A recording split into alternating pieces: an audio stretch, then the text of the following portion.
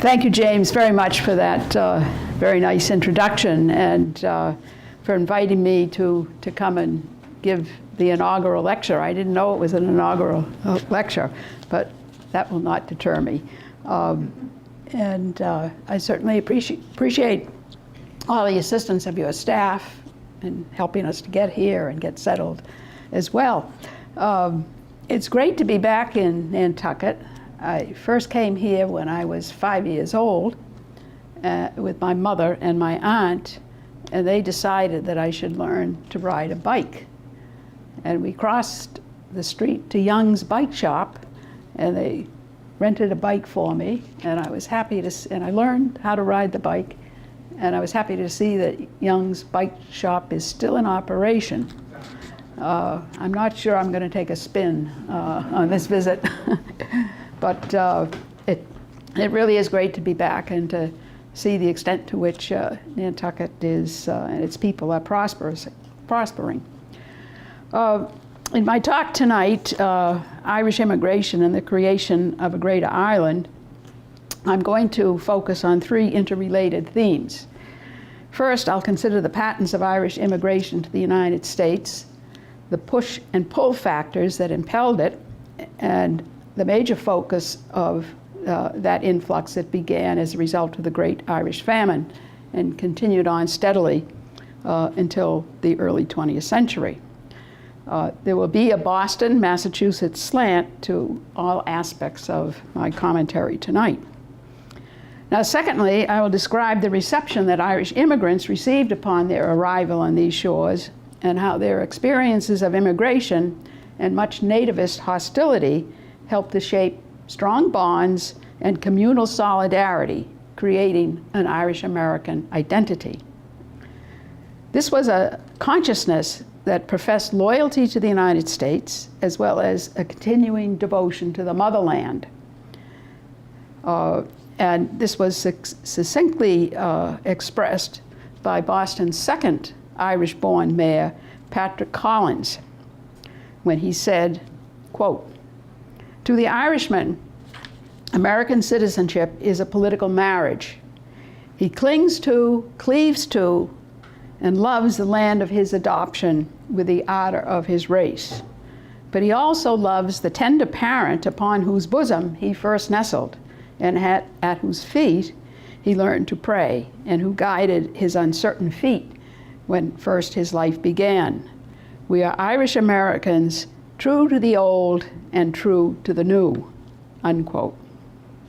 Now, the third theme that I'll address this evening is on the way that these sentiments of Irish Americans involve many of them in their ancestral land's search for economic justice and political independence, from the later 19th century to very recent decades, right up to the recent Belfast Good Friday Agreement of 1998.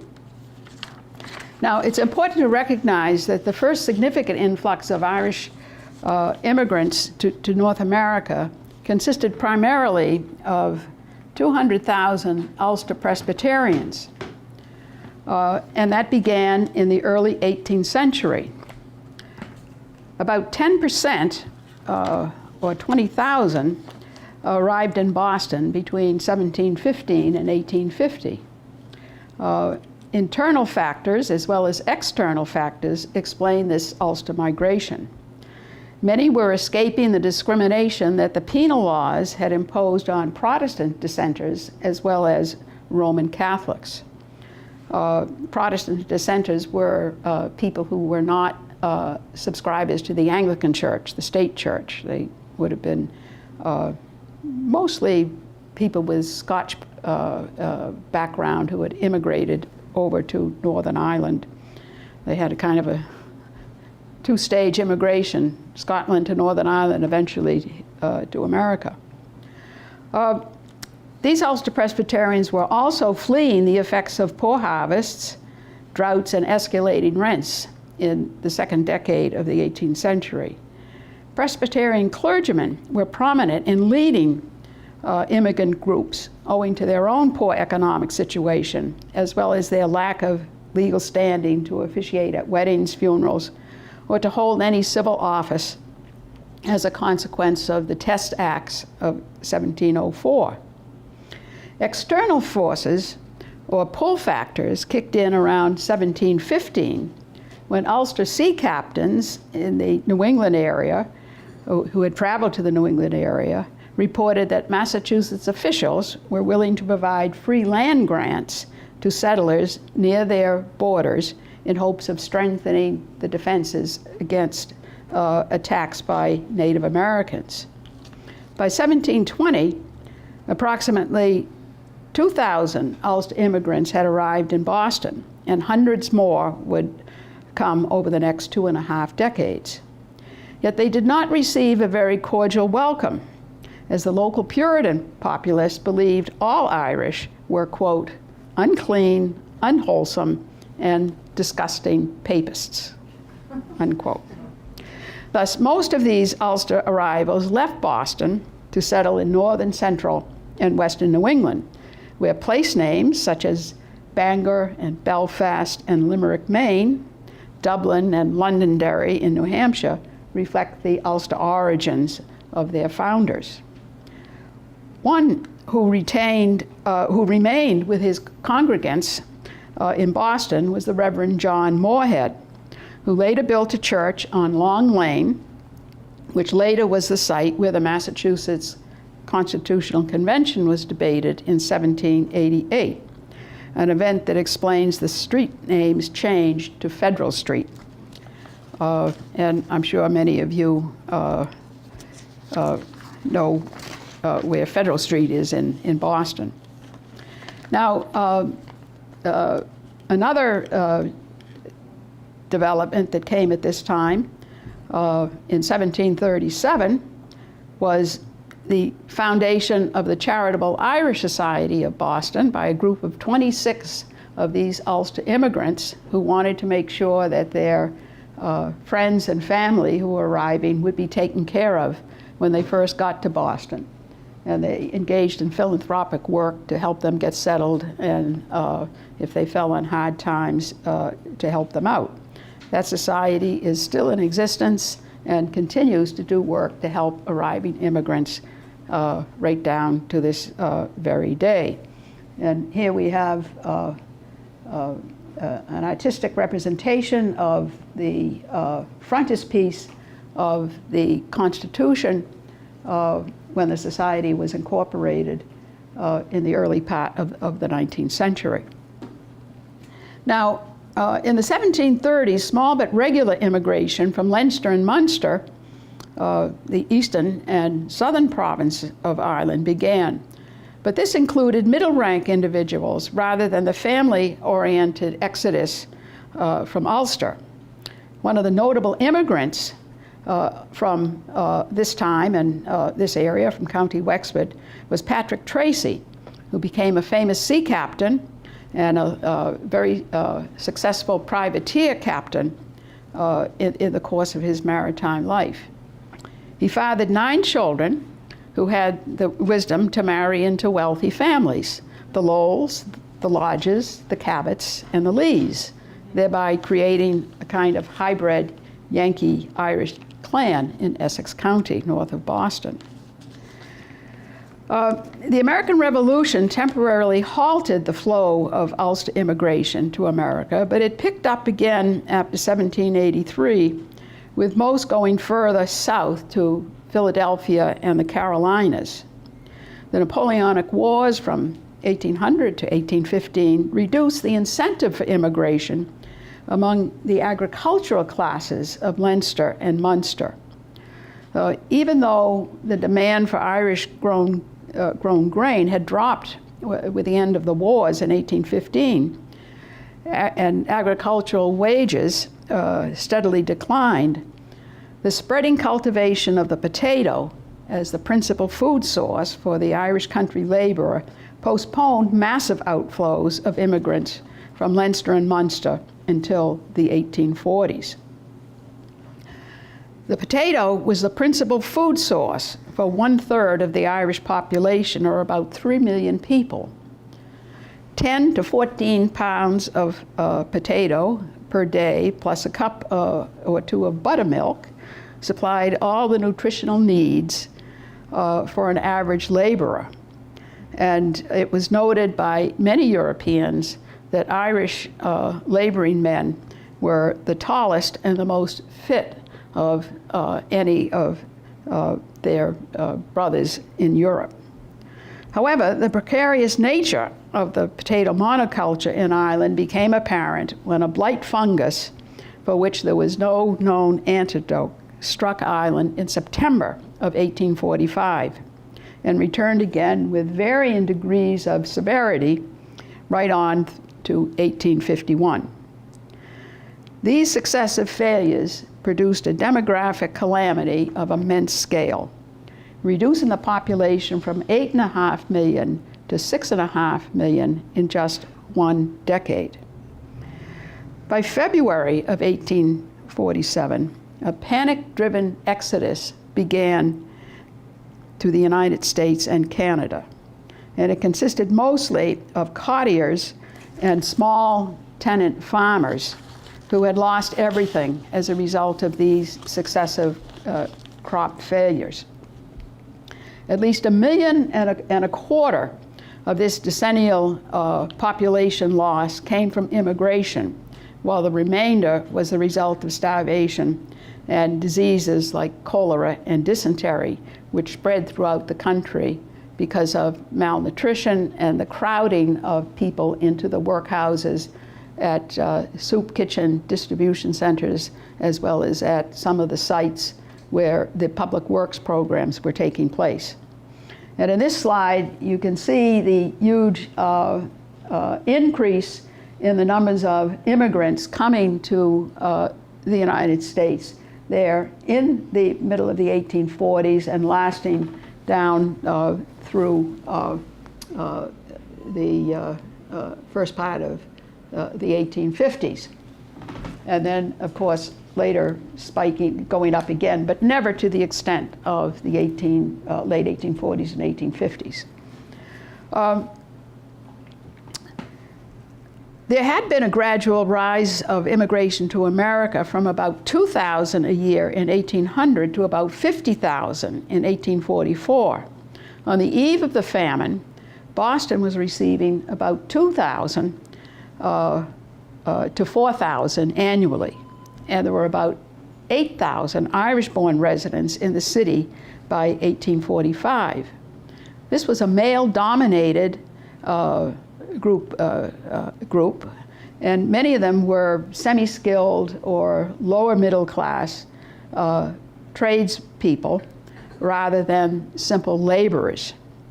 Among those who came in this pre-famine period of the 1820s and 1830s and became quite successful was Andrew Carney, later the founder of Carney Hospital, one of the first hospitals set up in Boston, and the founding benefactor of Boston College High School, and then later Boston College, now Boston College University. Also in this group was Bernard Fitzpatrick, who was the father of the future Bishop John Fitzpatrick, who became an important person in raising relief funds for Ireland in 1847. And in this group of pre-famine immigrants was Patrick Donahue, the editor of the Boston Pilot and a very, very successful banker in Boston. It is noteworthy that these early immigrants responded rapidly and generously by organizing fundraising campaigns to help feed the starving Irish in their homeland when news of the severity of the second failure of the potato crop in late 1846 arrived in Boston. Here we have a slide that shows you the degrees of poverty in Ireland, with the most severe cases of poverty being in the western and southern sections of the country. And these would be the areas that would be very, very vulnerable to the loss of the potato, since this is where the people were most dependent upon it for their food. Bishop Fitzpatrick, here you see a graph indicating the scale of the loss of the potato crop in the 1845, 46, 47, and you see it never went back to the levels of the pre-famine period. And the dietary practices of the Irish had to change a little bit after this, although potatoes, as any of you who have visited Ireland, are still very popular. Bishop Fitzpatrick, Andrew Carney, and Patrick Donahue were prominent in these Boston efforts, while in New York, Bishop John, quote, Dagger Hughes, he was known as Dagger because he was a very aggressive person when it came to protecting the Irish. They spearheaded fundraising to help send relief to Ireland. American Quakers were also very prominent in these relief efforts, and citizens of Nantucket contributed $2,000 to the New England Relief Committee in early 1847, despite the fact that Nantucket had suffered a horrendous loss in a fire 6 months previously, but they still had enough empathy and sympathy to raise that money and send it to Ireland. Over the course of 1847, between the two major fundraising campaigns that went on, one by Bishop Fitzpatrick and the other led by a group of Yankee businessmen, and coordinated the shipment of the supplies coordinated by Captain Robert Bennett Forbes, the total amount of their food resources was something in the neighborhood of $181,000. You have to multiply that by about 8 to get what the equivalent would be today. So it was a substantial amount of money for people to give at that time. And this slide shows you again how important the food crisis was in Ireland, because the exports of grain from Ireland kind of come into balance with the imports rising so much in 1846, 47, 48, and much of this would have been relief food that was sent, not just from the United States, but actually from throughout the world. In early 1840s, this is another thing that was important. The sending of news of what was happening in Ireland, and this is one of the British Royal Mail ships that would bring the newspapers from England and from Ireland over to Boston. And it was as a result of the Britannia or the Hibernia arriving in Boston that people began to appreciate the severity in early January of 1847 of what was happening in Ireland. Now, also in that year, the Illustrated London News took on the role that 60 Minutes and Frontline reporters do today. And they sent journalists and graphic artists to Ireland to investigate the veracity of reports of massive loss of life in County Cork in the southern part of the country from starvation and diseases. The reporters found the conditions there were worse than they had anticipated. James Mahoney, who was the lead graphic artist of the ILN, and also a reporter, over the course of 1847 and the next few years, published in that magazine a number of illustrations that give us a partial insight into the horror that engulfed Ireland during these years and that fueled the massive immigration from 1846 to 52. And I'll show you some of those images. And these images were going to be extremely important in terms of creating the worldwide efforts to send relief to Ireland that involved people in India, involved the Sultan of Turkey, involved the Choctaw Indians in Oklahoma who heard about the starving Irish and related their own experiences to that as well. And as a matter of fact, Christine Kennedy, who you'll hear in a couple of weeks, has written a very fine book in which she traces that worldwide campaign to send relief to Ireland in 1847, which was really the very first of the many global relief and philanthropic campaigns that have happened in the last couple of centuries. And you see here 2 children scratching in a field looking for perhaps a few potatoes that weren't diseased, or the stub heads of cabbages to try to get something to eat. And here is a mother near Skibbereen in January of 1847. She's not begging for money to feed her child. She's begging for money so that she can give her child a proper burial. This, of course, is a very, very powerful and emotive image.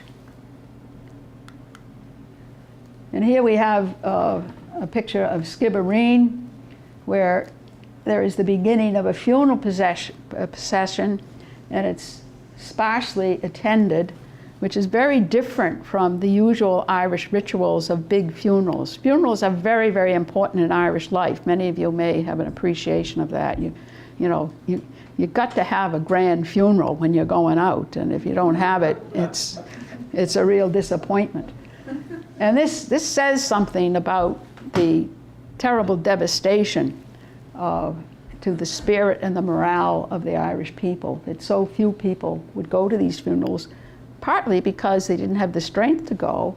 By this time, many of them would have pawned their clothes so they wouldn't have felt respectably attired to go to funerals. And here is another illustration of dead people being carted off to a common grave.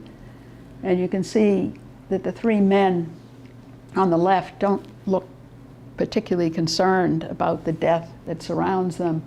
And you see that the horse is even emaciated because with the loss of the potato and the fact that people had to use whatever grain that they had to feed themselves, as opposed to the horses, animals suffered greatly during the famine as well. This particular image was published in a New York newspaper in later February of 1847 and was very important in stimulating a good deal of interest in the New York community to get involved in relief for Ireland. And since the Illustrated News went globally, it also helped to recruit sympathy and active support from other places, from London as well. The British actually set up a relief organization and sent a good deal of money to Ireland, with Queen Victoria contributing, I think, about $2,000, or what would 2,000 pounds to that. It wasn't very much in consideration of her great wealth, and that's why in Irish folk history she is known as the Famine Queen. And some of you may have seen the episode in the life of her on television recently, where it looks like she is really very, very upset, but that is a bit of an exaggeration. Another thing that happened in these years, of course, was widespread eviction of the poorest of the tenants, the laborers and courtiers. And the landlords wanted to evict them because they were responsible for paying the poor law rates that would provide space in the workhouses and some food for those who had no other resources. And also, the landlords wanted to rationalize the agricultural organization of their estates and make them more profitable. So they engaged in wholesale eviction of the most vulnerable tenants, those who had fallen behind in rents. And this is a sketch that was done by James Mahoney when he returned to Ireland to County Clare in 1849 of the village of Moveen, where the entire village was cleared. And in the process of clearing them, they would de-roof the houses so that people couldn't go back into them, and sometimes just pull them down altogether. And these evictions, of course, were very, very important in terms of keeping that flow of people going to the United States. The actual police records of the time indicate that 250,000 people were permanently evicted from their dwellings between 1849 and 1854, owing to rent arrears and land consolidation schemes. Now, there isn't time for me to comment extensively on one more of these illustrations. Again, this is 1849 in County Clare, the widow O'Donnell. And she was really the first person who was sketched about whom the news published biographical information. She had had a husband and 3 other children. Her 3 older children died. She lost her baby just after birth. Her husband died, and she was still evicted by the landlord. And when she was interviewed, she was living on the side of the road with her surviving children. So this is the kind of scale of human misery and devastation that was taking place in Ireland during these times. As I mentioned, there's no time for me to comment extensively on the role and the culpability of the British government for the massive famine mortality. Now, I don't agree with the genocide interpretations that people like Tim Pat Coogan have put out there. But it is indisputable that anti-Irish, anti-Catholic bias and prejudice among the British political elite, as well as their commitment to laissez-faire economic theory and Malthusian demographic theory, certainly exacerbated the mortality that took place in Ireland during these decades. And again, when Christine comes, she'll give you the full view, I'm sure, of the British government's responsibility and culpability. It was inadequate and it was heartless. Little wonder that immigration surged in these years, with 1851 being the highest exodus, when 200,000 Irish entered American ports. Well, all of the 150,000 who arrived in Boston between 1846 and 1852 did not remain. Those who did profoundly altered the ethnic demography of the city and the region. So that by 1855, Irish-born people comprised 27% of the population and 85% of the foreign-born. With the arrival of 37,000 to Boston in the summer of 1847, the sympathy extended early in the year with the campaigns to raise money for food were soon transformed into overt hostility as thousands of impoverished, malnourished, and often elderly and orphaned immigrants crammed into the tenements and the cellars adjacent to the city's wharfs in the North End and the Fort Hill area. I gotta catch up with the slides here. This fella up here was basically the intellectual architect of the laissez-faire policy of the British government and didn't want any English taxpayers' monies spent to relieve the Irish, who we thought were lazy and needed to learn a lesson. Charles Trevelyan. And next here we see a map that shows the areas of the worst population loss during these years. with the darkest colors being the areas of heaviest mortality. Okay, and here, I think this is important to see. You see the changes in the Irish population over the decades through the censuses, and the precipitous decline between 1841 and 1851. And it kept continuing to decline right down until 1951, being an outlier in relation to European countries that all experienced increases in population over that time. And even when it began to increase again and go up to 6 million, almost 6.5 million in 2012, that was still less than the population in 1845 and 51. And that shows you the continuing impact of the famine as we move on in Irish history.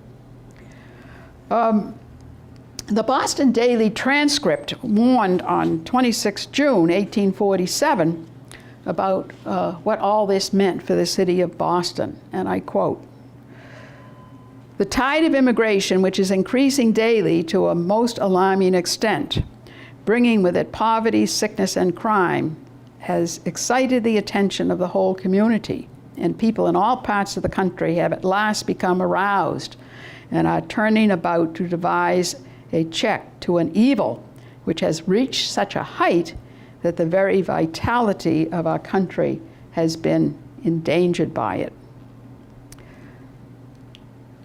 And here we see ads in the newspapers of the Irish newspapers of the time advertising for a passage to America. You see a typical immigrant in his patched and ragged clothes, checking those out as he considers going to America. And here a scene at the docks in Cork where immigrants were leaving from. And I think you can make out from the slide there that one of the destinations is Boston and the other is Quebec, if you can see that from the distance. Now, the anxieties about the influx of these huge numbers of immigrants led to stricter entrance requirements and even deportation of some sick and poor famine refugees who were sent back to Irish ports and often to Liverpool from whence they had come.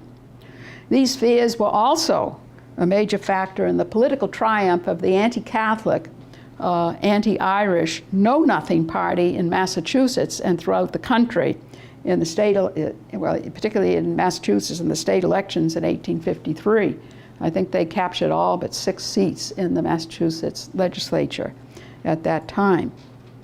Now, despite such hostility, the tide of Irish immigration could not be reversed, as the famine had turned immigration into a national phenomena which affected every class and every region in Ireland, so that virtually every family there had, as the saying went, one leg across the Atlantic, unquote.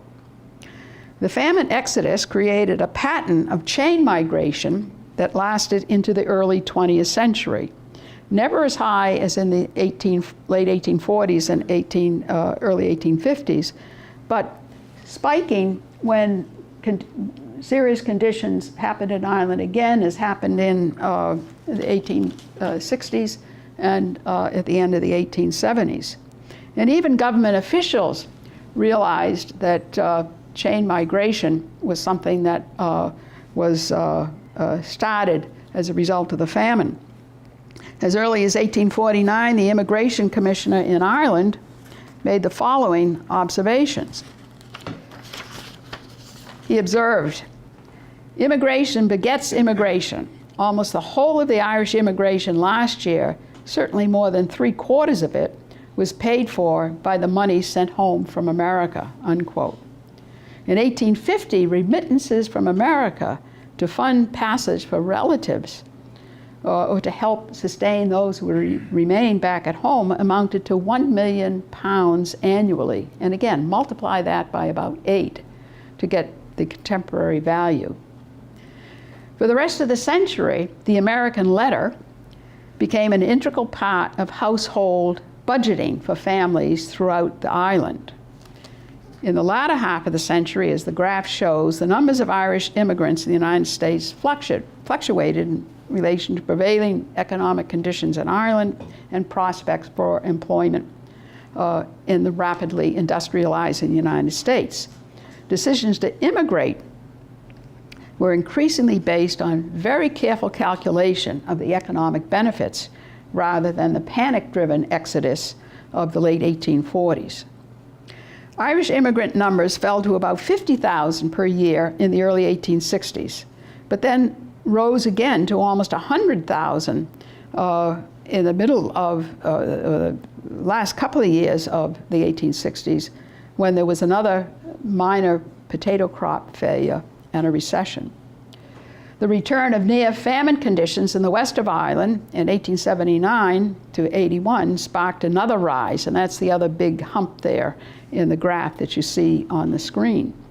In 1880, approximately 75,000 crossed the Atlantic, with 9,000 arriving in the port of Boston.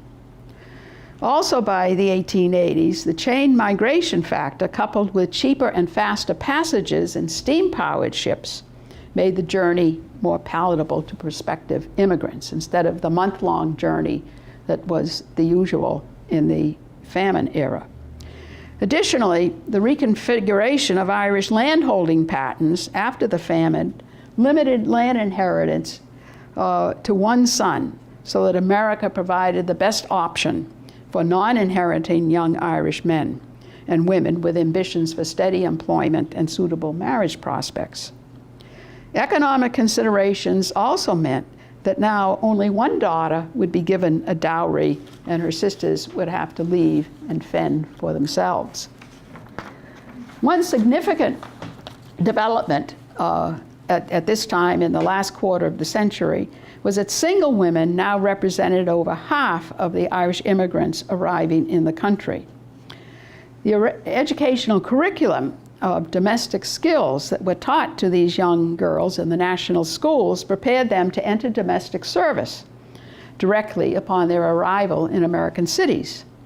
In 1850, the Boston Pilot reported that 2,277 Irish girls were working as domestics in Boston, and by 1880, that had grown to 7,172. Although these positions required long hours and very, very hard work, it gave the young women their basic needs of food, clothing, and shelter. And in many instances, these women were the primary funders of chain migration and the American letters that were sent back to families in Ireland.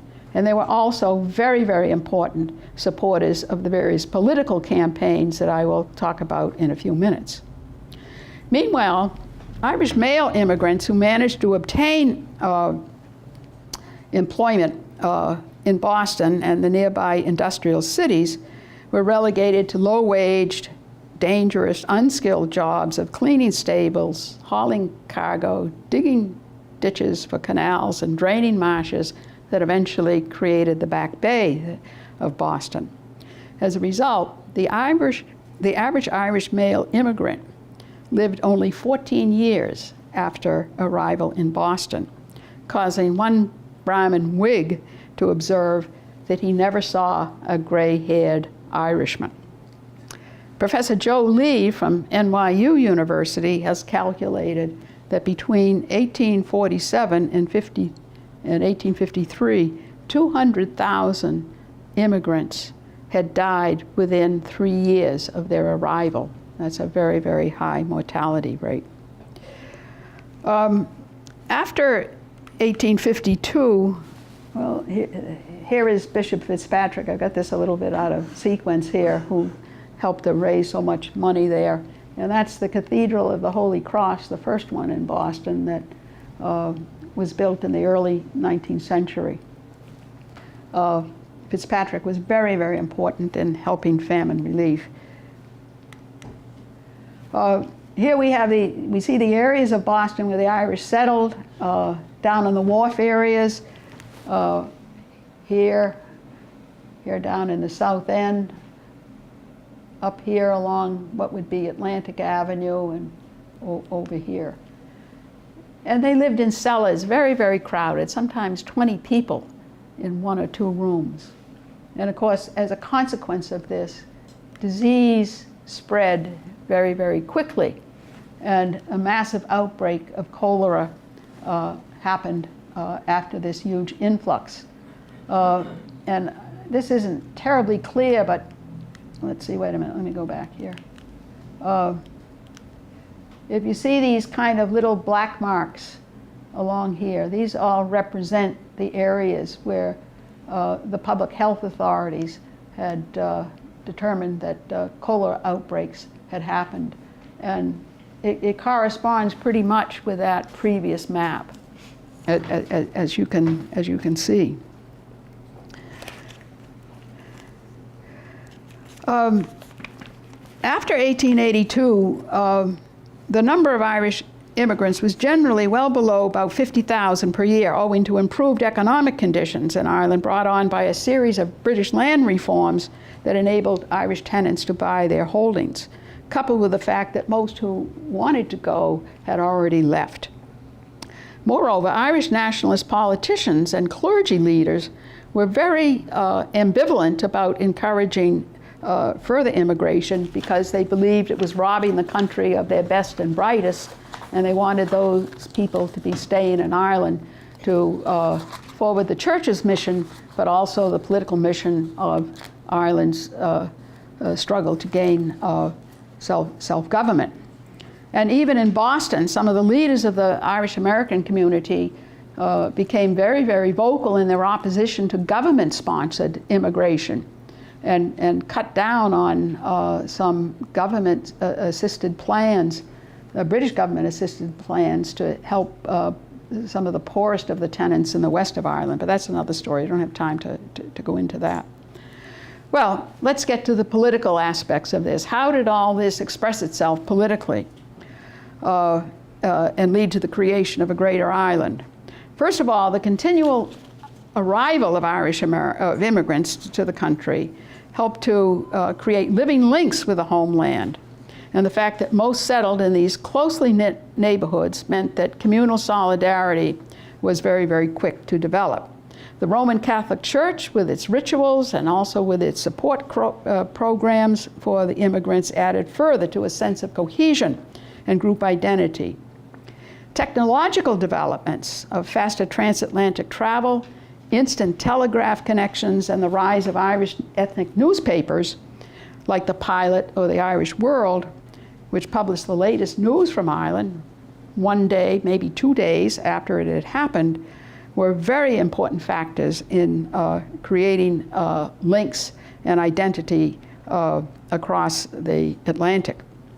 Most importantly, for at least 3 decades after 1850, memories of the famine, the disease, and the evictions and forced exile were preserved among the famine immigrants who survived, their children and grandchildren, and resulted in widespread Irish-American support for Irish national movements, from the Fenians in the late 1860s and early 70s to the Land War of 1879-81. In the 1880s, the Home Rule campaigns, which went on down to 1914, and eventually to the Irish War of Independence from 1919 to 21. And their leaders were very conscious of the influence that Irish America might bear on the Irish question in British politics. In 1880, Patrick Ford, the radical editor of the Irish World, taunted the British Prime Minister William Gladstone with this observation, quote, "You are now, unlike the past, dealing with 2 Irelands. The Greater Ireland is on this side of the Atlantic. This is the base of operations. We in America furnish the sinews of war. We in America render moral aid." Meanwhile, Prime Minister Gladstone's colleague and Home Secretary William Harcourt proved prophetic when he observed, quote, "In former rebellions, the Irish were in Ireland. We could reach their forces, cut off their reserves and men and money, and then to subjugate was comparatively easy. Now there is an Irish nation in the United States, equally hostile, with plenty of money and absolutely beyond our reach, yet within 10 days of our shores.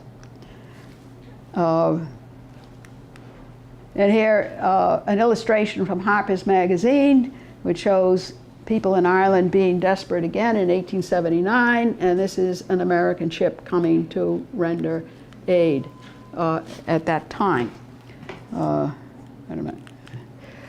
The American Fenian invasions of Canada, conducted by Irish veterans of the Civil War in 1867 and again in 1870, were premature and certainly badly organized. But the Fenian Republican ideology and its belief that military force was essential to drive Britain from Ireland persisted for many, many decades among a small number of the Irish-American population. For instance, Jeremiah O'Donovan Rossa, whose father died of exposure on public works, and who saw his mother and siblings forced into exile in America, was determined to exact revenge on the British, and he was involved in a number of bombing plots in London in the 1880s. It's significant that at his burial in Dublin's Glasnevin Cemetery, this is where Patrick Pearse made his famous oration in which he said that Ireland would not be free until the memory of the Fenian dead was respected and honored. And this was a kickoff, really, for what would happen a year later in the Easter Rising of 1916.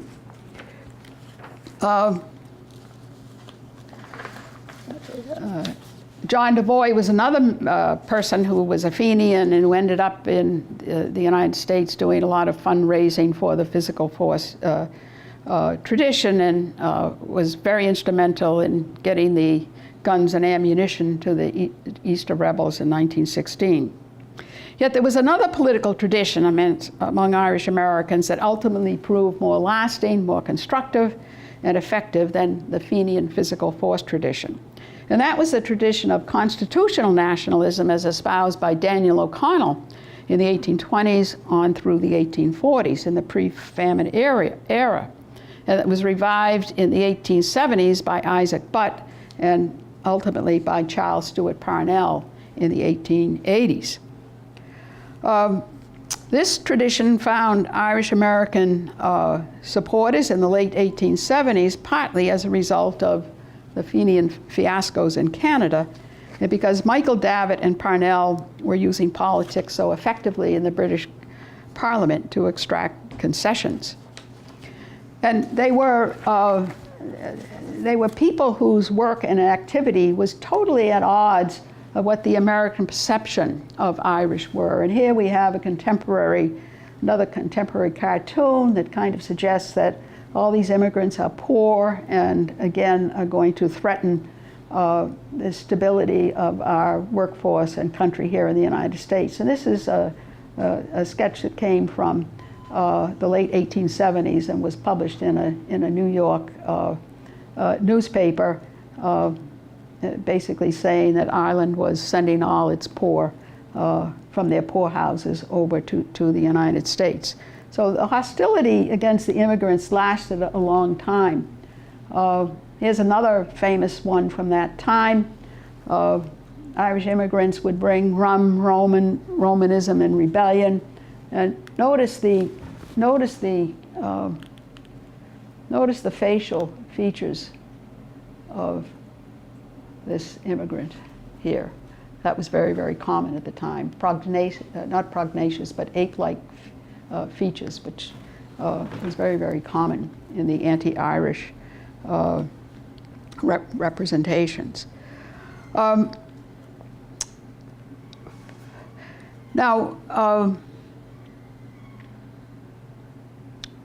The constitutional methods espoused by the leaders in Ireland soon began to eclipse Fenian support in the United States and basically remained consistent down to the eve of the First World War. Among the Boston people who were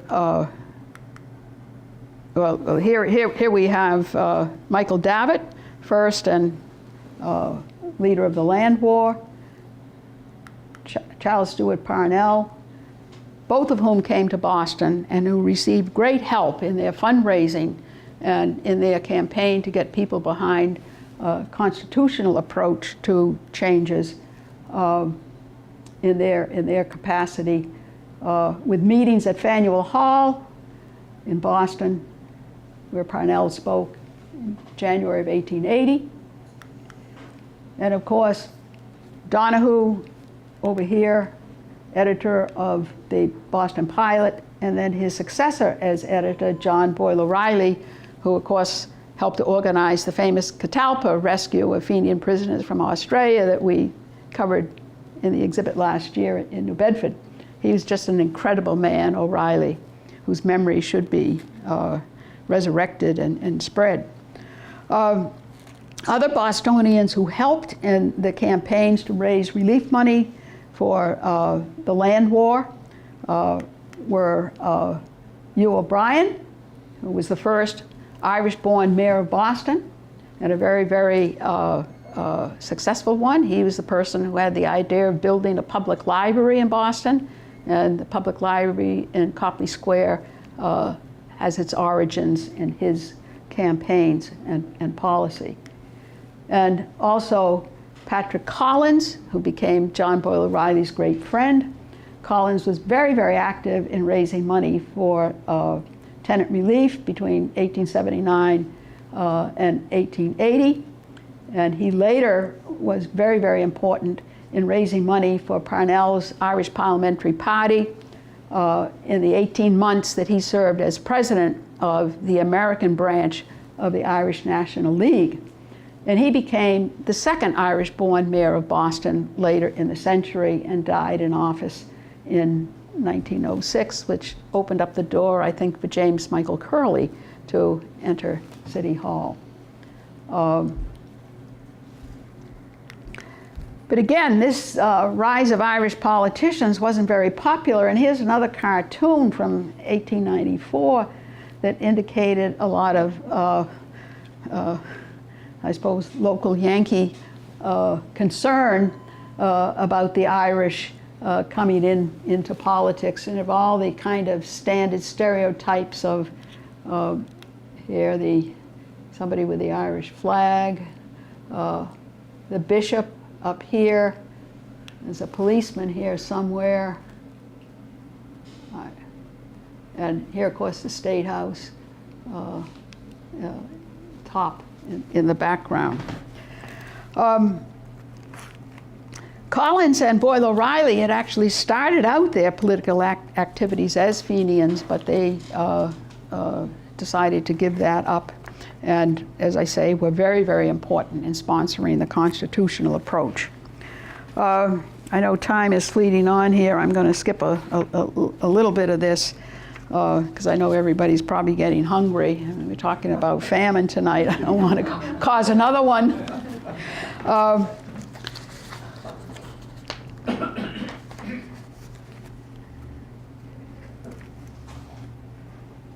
For Parnell's Home Rule campaign, O'Reilly devised a very good tactic, and he created a subscription tactic in which they asked for only $5 for people to join the Irish National League, and they got tremendous amount of money as a result of that. It was a little bit like Bernie Sanders' idea, get everybody involved and feeling part of the process by taking very, very small prescriptions.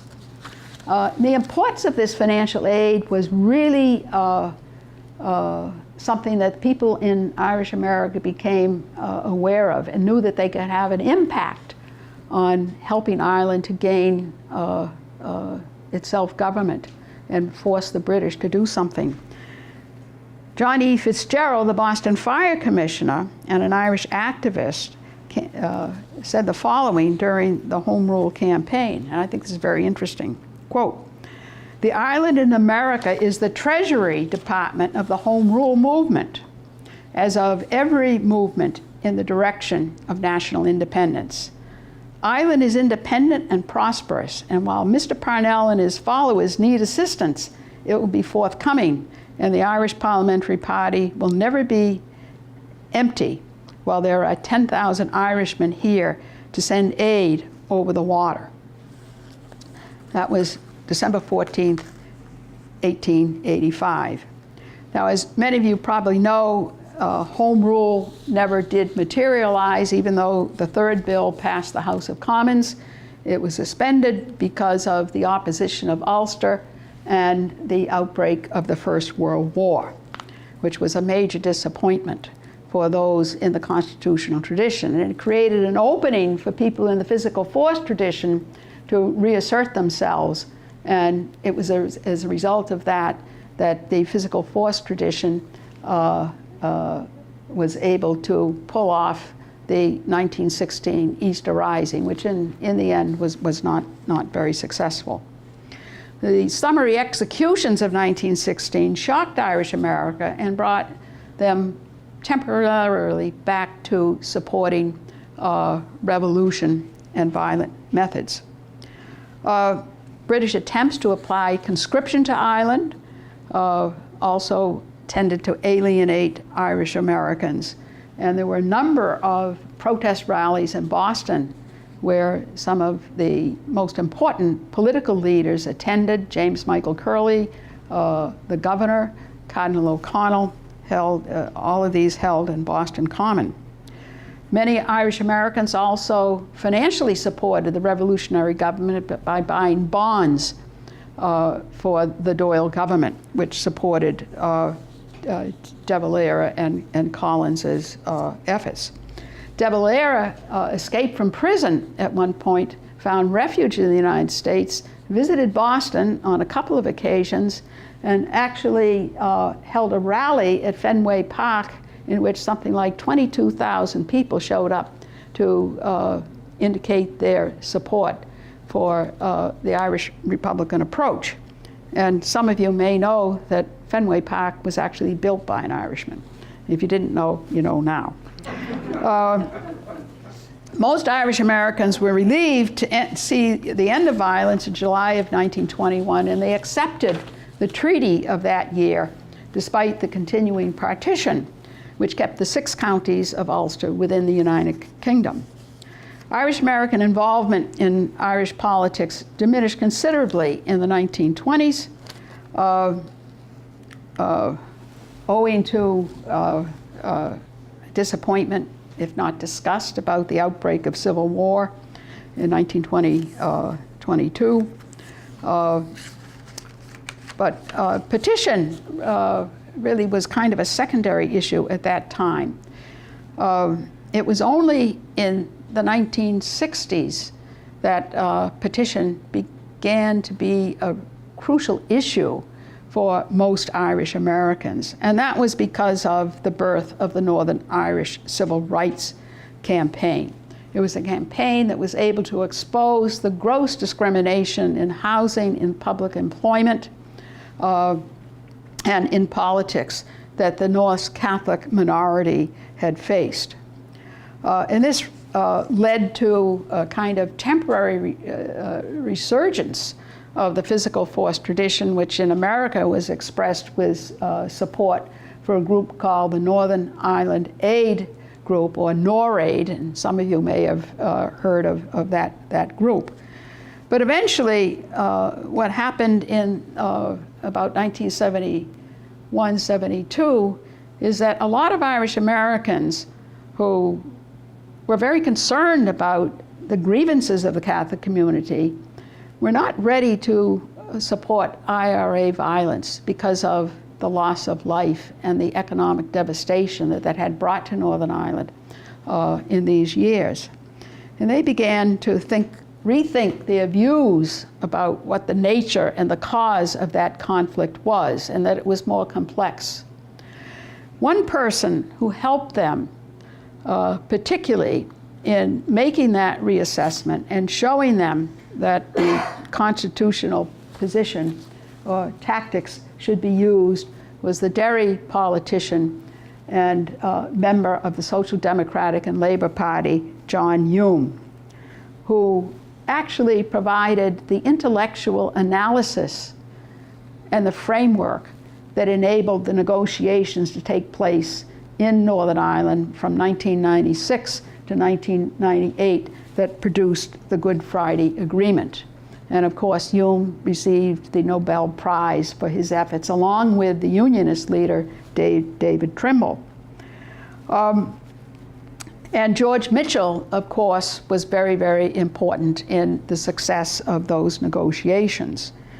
Now, American involvement in these years in relation to Northern Ireland really can be attributed, at the political level, can be attributed to the efforts of John Hume, who as early as the 1970s came to America as often as he could to lobby people like Ted Kennedy and Tip O'Neill to get them to use their influence so that Irish Americans wouldn't give money to paramilitary groups and would back up the use of dialogue and negotiations as a way forward.